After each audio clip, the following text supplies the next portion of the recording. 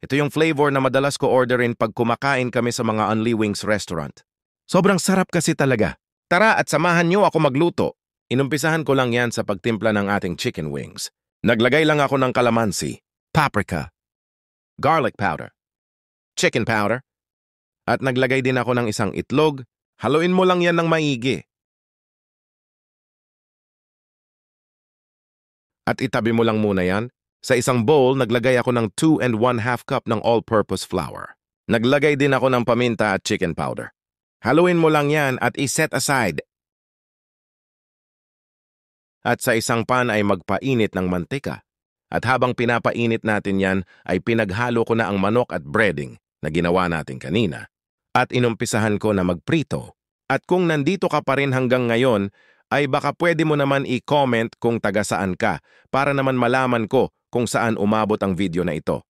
Maraming salamat at prinito ko lang ang mga natitira pang mga manok. Kapag golden brown na ay pwede na yan, set aside mo lang yan. Sa isang pan, magtunaw ng butter.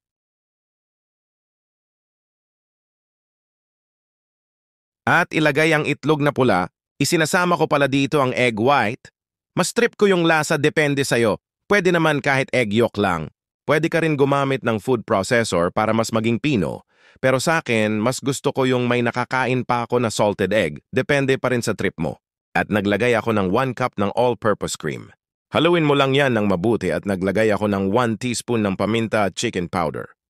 At kapag nagmamantika na yan, ay pwede mo na ilagay ang manok na prinito natin kanina. Haluin mo lang yan hanggang sa maging well-combined na ang manok sa ating salted egg cream sauce.